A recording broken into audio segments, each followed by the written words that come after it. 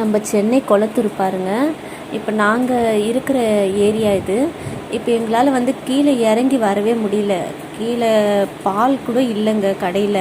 இப்போது 2 packet biscuit மட்டும் marigold வாங்கின்னு வந்திருக்கிறேன். பசங்களுக்கு பசியோடு இருக்கிறாங்க. இப்போ என்ன வந்து இருக்கப்பட்டவங்க வந்து முன்னாடியே எல்லாமே வாங்கி வச்சுக்கிறாங்க, வீட்டில் சமையல் செய்கிறாங்கங்க. இல்லாதப்பட்டவங்க நிலமை என்ன ஆகுறது இதில் சொல்லுங்கள். இப்போ நாங்கள் அன்னாட வர காசை வச்சு அவங்கவுங்க குடும்பத்தை தள்ளுறாங்கங்க. இப்போ இந்த மாதிரி நிலையில் வந்து வெளியே கூட போக முடியாத நிலைமையில் எல்லோரும் வீட்டுக்குள்ளே இருக்கிறாங்க. ஆனால் நேற்றுலேருந்தே வந்து இந்த ரோட்டில் வந்து சஸ்பெண்ட் எல்லாமே ரெடி பண்ண ஆரம்பிச்சிட்டாங்கங்க.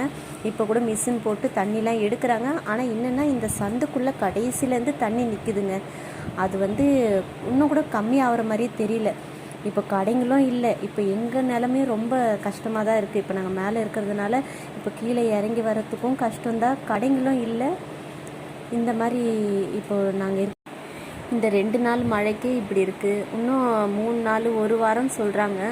இந்த மாதிரி நிலையில் தொழிலுக்கு போக முடியாமல் எப்படி நம்ம குடும்பத்தை தள்ள முடியும்னு ஒன்றுமே புரியலைங்க. இந்த வீடியோ உங்களுக்கு பிடிச்சிருந்ததுன்னா லைக்